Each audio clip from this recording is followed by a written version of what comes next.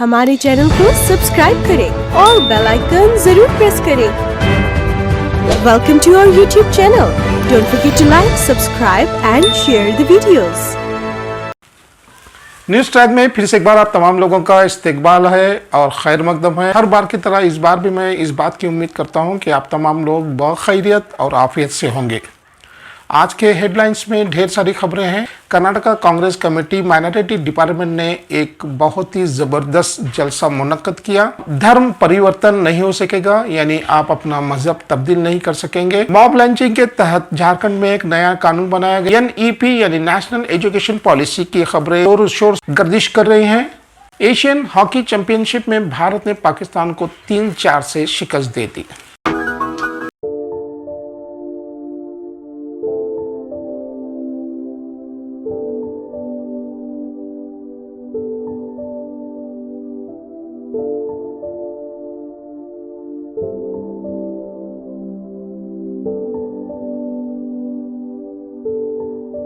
आप देख रहे हैं हमारा कदम इत्तेहाद और उम्मीद की जानिब। इस उन्वान के तहत कल गांधी भवन बेलगाम में कर्नाटका कांग्रेस प्रदेश कमेटी माइनॉरिटी डिपार्टमेंट ने एक बहुत ही शानदार जलसा मुनक्कद किया, जिसमें कांग्रेस के दिग्गज नेता शामिल थे।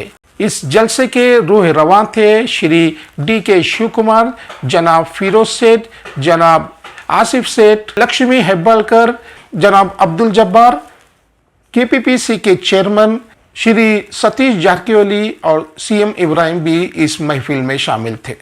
इस जलसे में हर एक ने अपने ज़रूरी ख्यालात का इजहार किया और कहा कि 2023 में इलेक्शन होने वाले हैं, और इस बात का इजहार किया कि फिर से एक बार कर्नाटका में कांग्रेस की हुकूमत होगी। जलसे में जो सबसे बड़ी और अहम बात ये कही गई कि फिर से एक बार 2023 के इलेक्शन में कर्नाटका में कांग्रेस की हुकूमत आने के पूरे इम्कानात हैं।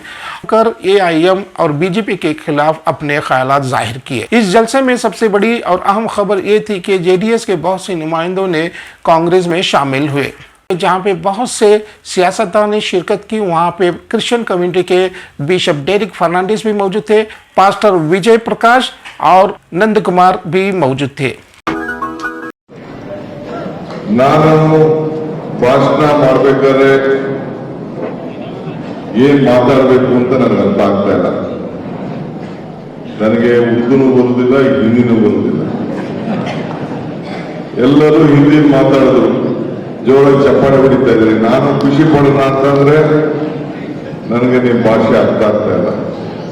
ಸೊ ಹೆಂಗೆ ನಾನು ಚಪ್ಪಾಳೆ ಹೊಡಿಸ್ಕೋಬೇಕು ಅಂತ ಯೋಚನೆ ಮಾಡ್ತಾ ಇದ್ದೀನಿ ನಾನು.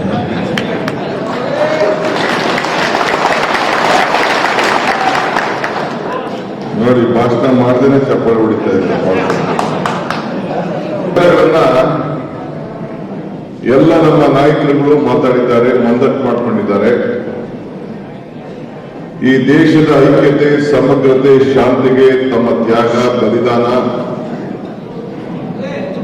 ನಮ್ಮ ಪಕ್ಷಕ್ಕೆ ತಾವೆಲ್ಲ ಕೊಟ್ಟಂತ ಶಕ್ತಿ ಎಲ್ಲ ಕೂಡ ಸ್ಮರಿಸ್ಕೊಂಡಿದ್ದಾರೆ. ನಮಗೂ ನಿಮಗೂ ಇರುವಂತ ಸಂಬಂಧ ಮೈನಾರಿಟೀಸ್ಗೂ ಕಾಂಗ್ರೆಸ್ ಪಕ್ಷಕ್ಕೂ ಭಕ್ತನೂ ಭಗವಂತನೂ ಇರುವಂತಹ ಒಂದು ಸಂಬಂಧ. ನೀವು ಯಾರೇ ದೂರ ಮಾಡ್ತೀವಿ ಅಂದ್ರೆ ನಿಮ್ಮನ್ನು ನಂಬಲ್ಲ, ನಾವು ನಿಮ್ಮನ್ನ ದೂರ ಮಾಡ್ತೀವಿ ಅಂತಂದ್ರೆ ಬೇರೆಯವರು ನಂಬಲ್ಲ. ಸೊ ಅಂತ ಒಂದು ಬಾಂಧವ್ಯ ಈ ಪಕ್ಷಕ್ಕೆ ನೀವೆಲ್ಲ ಕೂಡ ಕೊಟ್ಕೊಂಡು ಬಂದಿದ್ದೀರಿ. ಈ ದೇಶದ ಇತಿಹಾಸದಲ್ಲಿ ಅನೇಕ ರಾಷ್ಟ್ರ ನಾಯಕರುಗಳನ್ನ ಮೈನಾರಿಟಿ ಸಮುದಾಯ, ಕ್ರೈಸ್ತ ಸಮುದಾಯ ಇರ್ಬೋದು, ಸಿಖ್ ಸಮುದಾಯ ಇರ್ಬೋದು, ಜೈನ್ ಸಮುದಾಯ ಇರ್ಬೋದು, ಮುಸಲ್ಮಾನ್ ಬಾಂಧವರು ಇರ್ಬೋದು, ಎಲ್ಲ ಕೂಡ ಕೊಟ್ಟಿದ್ದೀರಿ. ಇತಿಹಾಸನ ಯಾರು ತಿರ್ಸ್ಲಿಕ್ಕಾಗೋದಿಲ್ಲ, ಬದಲಾವಣೆಯನ್ನ ಮಾಡ್ಲಿಕ್ಕೆ ಸಾಧ್ಯ ಇಲ್ಲ. ಬೇಕಾದಷ್ಟು ಟಿಪ್ಪಣಿಗಳು ಬರ್ತಾ ಇರ್ಬೋದು. ಇವತ್ತು ಜಬ್ಬಾರ್ ಸಾಹೇಬರು ನಮ್ಮ ಮೈನಾರಿಟಿ ಅಧ್ಯಕ್ಷರು, ಅವರು ನನಗೆ ಒಂದು ತಮ್ಮೆಲ್ಲರ ಪರವಾಗಿ ಒಂದು ರೆಪ್ರೆಸೆಂಟೇಷನ್ ಕೊಟ್ಟಿದ್ದಾರೆ. ರಾಷ್ಟ್ರೀಯ ಶಿಕ್ಷಣ ನೀತಿ ಇದರ ವಿರುದ್ಧವಾಗಿ ಇದರ ಇತಿಹಾಸವನ್ನ ತಿಳಿಸಲಿಕ್ಕೆ ಹೊರಟಿದ್ದಾರೆ.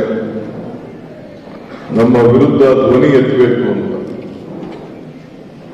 ನಮ್ಮ ಎಲ್ಲ ನಾಯಕರಿಗೆ ಹೇಳಲಿಕ್ಕೆ ಬಯಸ್ತಾ ಇದ್ದೇನೆ. ಇಡೀ ದೇಶಕ್ಕೆ ಮೊದಲನೇ ಕ್ಲೂ ಕೊಟ್ಟಿದ್ದು ಇದು ನ್ಯಾಷನಲ್ ಎಜುಕೇಶನ್ ಪಾಲಿಸಿ ಅಲ್ಲ, ನಾಗ್ಪುರ್ ಎಜುಕೇಶನ್ ಪಾಲಿಸಿ ಅಂತ ಕೊಟ್ಟಿದ್ದು DK ಶಿವಕುಮಾರ್.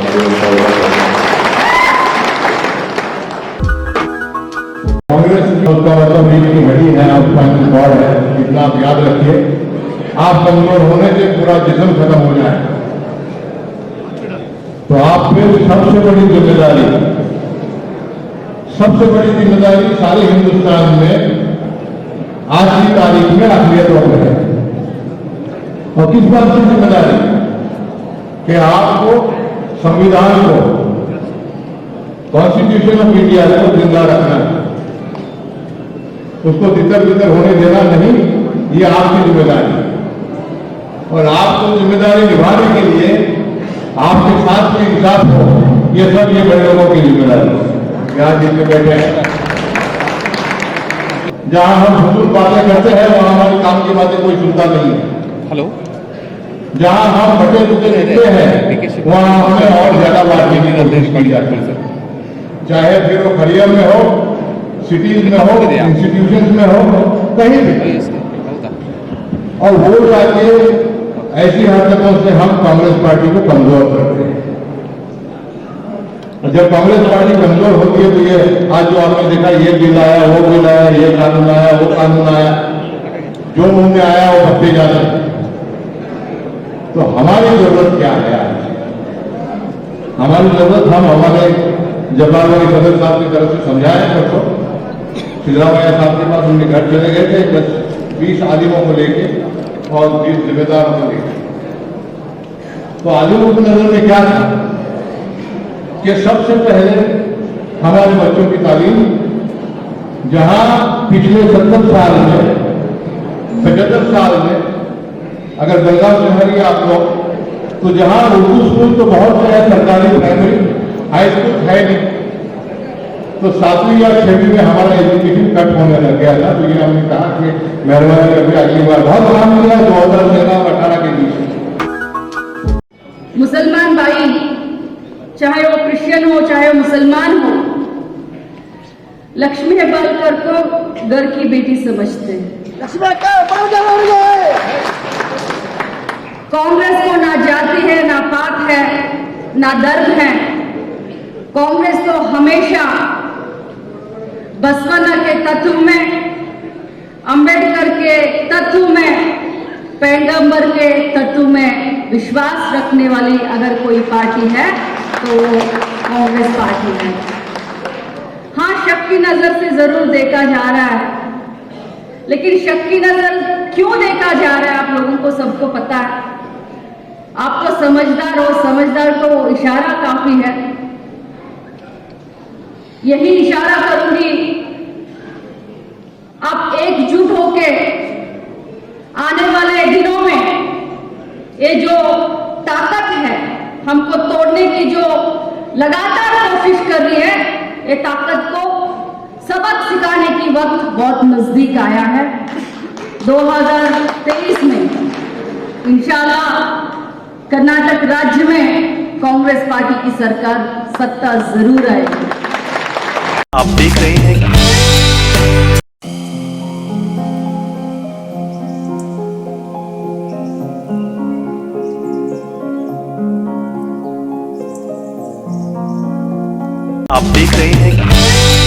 अब अपनी मर्जी से अपना कोई मजहब तब्दील नहीं कर सकेगा, यानी धर्म परिवर्तन करना अब मुश्किल हो गया है. भारत के संविधान में ये साफ साफ लिखा गया है कि आप किसी भी धर्म का पालन कर सकते हैं, आप किसी भी मजहब को फॉलो कर सकते हैं, आप जो चाहे खा सकते हैं, आपको बोलने की आज़ादी है. लेकिन धीरे धीरे आज़ादी खत्म होती जा रही है. बहुत से लोगों की राय है कि आज़ाद भारत में रहते हुए भी हमारे तमाम हुकूक, हमारे तमाम राइट्स पे पाबंदी लगा दी गई है. हमें क्या खाना है ये हुकूमत फैसला करेगी, हमें कौन सा लिबास पहनना है ये हुकूमत तय करेगी. कर्नाटका स्टेट में एंटी कन्वर्शन बिल यानी धर्म परिवर्तन अब नहीं हो सकेगा और इसकी बिल तकरीबन पास हो गई है. इसी तरह के बहुत से कवानीन भारत में नाफिज किए जा रहे हैं, जहां पे आम लोगों का जीना दोबर हो गया है। उनका कहना है कि ये कवानीन को देखते हुए हमारी सांसें रुक सी गई हैं और हमारा दम घुटने लगा है। हर शहरी को चाहिए कि भारत में तमाम बनाए हुए कानून का पालन करे, इसी में हमारी बेहतरी है।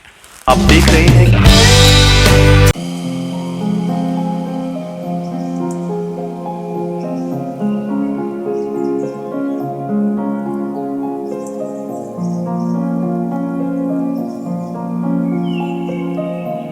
आप देख रहे हैं मॉब लिंचिंग का मतलब यह है कि कुछ शरपसंद एक तन्हा शख्स को एक सुनसान जगह पे बुरी तरह से उसकी पिटाई करते हैं कि उस शख्स की जान चली जाती है। उत्तराखंड की हुकूमत इस बात का ऐलान किया है कि जल्द ही हम मॉब लॉन्चिंग के खिलाफ एक कानून पास करेंगे। जो भी इस जुर्म में शरीक होगा उसे 3 साल की सजा होगी। अगर इस हादसे में मजलूम की अगर जान चली जाती है तो 25 लाख का जुर्माना उन लोगों को अदा करना पड़ेगा जो इस जुर्म में शामिल थे। माँ बाप अपने बच्चों से कितना प्यार करते हैं, उनसे कितनी मोहब्बत करते हैं, इसका जिक्र हम यहाँ करना चाहेंगे। यूपी की एक खबर का। यूपी में एक चाय बेचने वाले ने अपनी छोटी सी 5 साल बच्ची को एक मोबाइल खरीदा। मोबाइल खरीदने के बाद उसने एक घोड़ा गाड़ी को किराए पे लिया और उसे सजा धजा कर उसमें अपनी बेटी के साथ बैठकर घर पहुंच गया। माँ बाप का दिल बहुत ही नरम होता है अपने बच्चों के लिए और अपने बच्चों की हर ख्वाहिश पूरी करते हैं। मासूम और छोटी बच्ची का अपने बाप से यही मुतालिबा था कि वो शराब नोशी को तर्क कर दे। उत्तर प्रदेश में जुराइम का ग्राफ दिन ब दिन बढ़ता जा रहा है और ऐसा कोई दिन नहीं होता जहां पे जुर्म सरजद ना हो। हमने कई मरतबा इस बात का जिक्र किया है कि जितने जुराइम यूपी में होते हैं भारत के किसी हिस्से में नहीं होते। 20 साल से कम के नौजवान जो बहुत ही शरारती होते हैं और वो हर तरह की शरारत करना अपना फर्ज समझते हैं।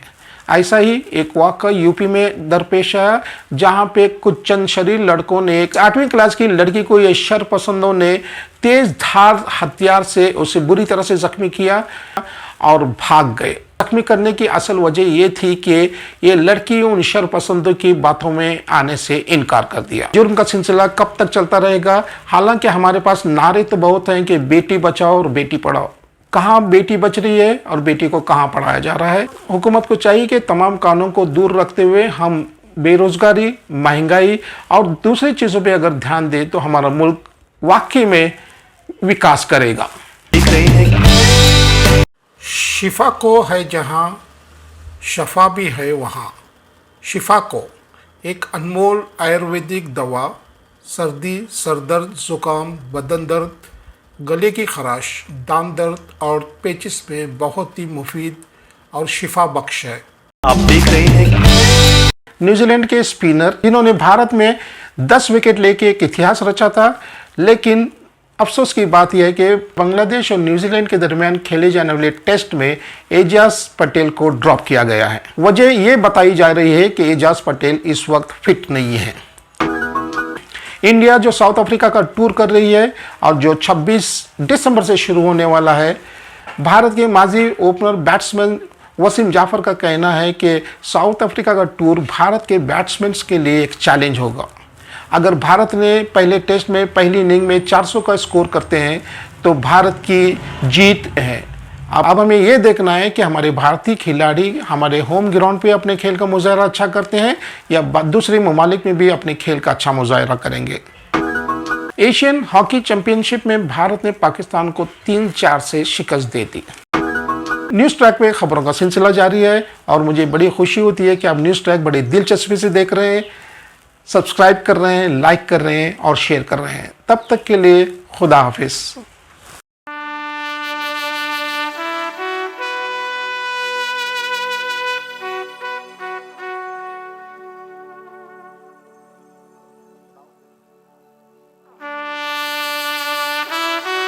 हमारे चैनल को सब्सक्राइब करें और बेल आइकन जरूर प्रेस करें। Welcome to our YouTube channel. Don't forget to like, subscribe and share the videos. आप देख रहे हैं